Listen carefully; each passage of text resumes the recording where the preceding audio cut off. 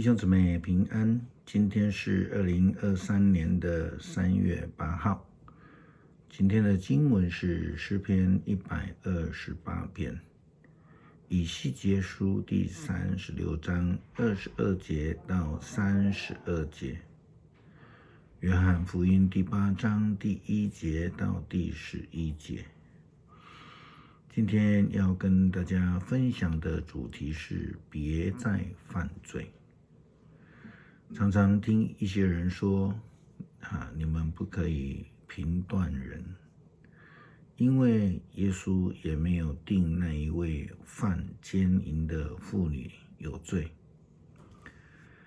他们引述了今天我们所阅读的新约经文约翰福音第8章第1节到第11节的记载。我们暂时先不论约翰福音经文的真正意义，我们先来谈罪。根据以色列人的概念，所谓的罪就是你的人生目标那一支箭偏离了靶心，那就是罪了。人生如果没有聚焦在上帝，就是得罪了上帝。因此，认罪是一位蒙恩得福的基督徒所应当要做的事。怎么还会拿经文来拒绝排斥人对我们的罪的提醒呢？约翰一书第1章第8节到第10节，约翰这样提醒我们。他说，如果我们说自己没有罪，便是欺骗自己，真理就跟我们没有关系。如果我们向上帝认罪，他就是信实公义的，他要赦免我们的罪，洗净我们所犯的各种过错。如果我们说自己没有犯过罪，我们等于把上帝当作撒谎者，他的道就跟我们没有关系。所以因为这样子的教导，对于罪呢，基督徒就必须非常小心来看待，也必须要用非常谦卑的心，就如同大卫王一样。他在诗篇51篇第16节到17节，大卫的悔罪诗的时候说道：你不喜欢生祭，不然我就贡献；你也不要烧化祭。上帝啊，我献上的祭是忧伤的灵，忧伤痛悔的心，你不拒绝。以西结书的经文提到了一个非常重要的概念，上帝为了人所做的事，并不是为了人们，而是为了自己的圣名。我们要来解释这样的一个概念。圣经说，所以你要告诉以色列人，我至高的上主这样说，以色列人啊，我要做的事不是为了你们，而是为自己的圣名，就是你们在各国使他蒙羞受辱的名。你们曾经在列国使我的名受辱，我要在他们当中证实我的名是圣的，这样他们就知道我是上主。我至高的上主这样宣布了，我要从各国各地把你们召集在一起，领你们回到故土。我要用清洁的水洒你们，洗掉你们一切的污秽，除掉你们所有的偶像。先知以西结这样说道，上帝是为了自己的圣名，因为是要在万邦当中来见证自己的名是圣的。这样的概念不但是出现在旧约，也在新约耶稣基督的教导里面。在主教导的主导文中出现了这样的一句话，说：愿人都尊你的名为圣。上帝为了自己的名，这正符合了大卫的诗篇23篇第3节。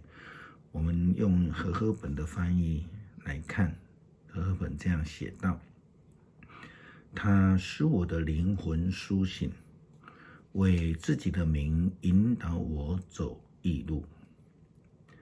走义路就是必须要回转向上帝，并且要跟着上帝的指引来往前走，就如同亚伯拉罕，他接受上帝的呼召，也如同耶稣基督呼召使徒们来跟随他一样。另外，在以赛亚书第30章19节到21节的经文这样提醒我们：耶路撒冷的居民啊，不要再哭泣了。上主是慈爱的，你们向他求援，他就答应。主要使你们忍饥挨饿，但是他仍在一旁教导你们。你们用不着寻找你们的教师。假如你们彷徨路上偏左或偏右，你们会听到背后有声音对你们说：这是正路，走上去吧。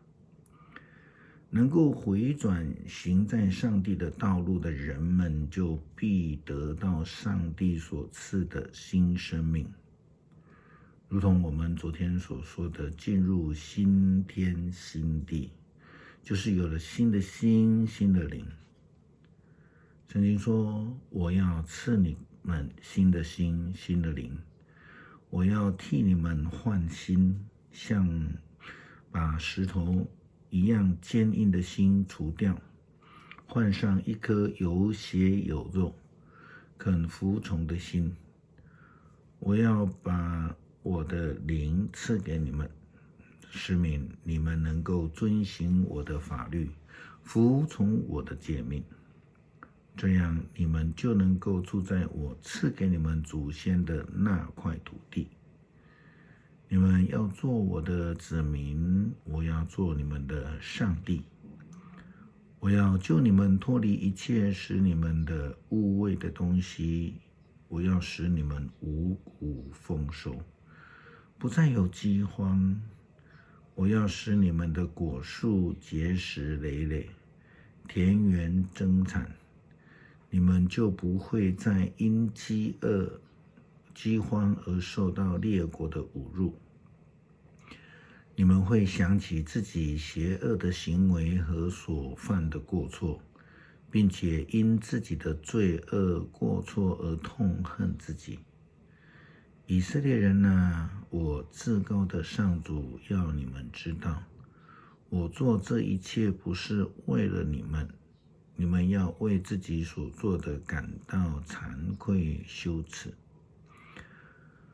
回到我们前言所讨论的约翰福音第8章的记载，是的，耶稣基督的确没有定这一位犯奸淫妇女的罪，但这不表示他没有罪。耶稣基督既然没有定这一位妇人的罪，那也就表示说他是有罪之身，却没有受到判刑。既然耶稣基督是赦免了他，就表示他是有罪之身了。另外，耶稣基督又跟他说，圣经这样记载，耶稣说：好，我不定你的罪，去吧，别再犯罪。别再犯罪有几个不同的层面之意义。第一是这个妇人的确是有罪的。第二，耶稣基督要他自己去面对自己的罪。当然，同时耶稣基督也要求那些自以为义的众人们去面对自己的罪。第三，不要再犯罪，就是所谓的不贰过。必须要离开罪，我们才能够领受新的心以及新的灵，这样子我们才能够进入上帝的新天新地。诗篇128篇，敬畏上主的人是多么的有福啊！遵行他命令的人是多么的有福啊！你劳碌得来的够你使用，你必定快乐，凡事亨通。你的妻子在家中像结实累累的葡萄树，你的儿女围绕你的桌子像小橄榄树。敬畏上主的人必定这样蒙福。愿上主从锡安赐福给你，愿你一生一世目睹耶路撒冷的繁荣，愿你活着看见你的子子孙孙，愿以色列国泰民安。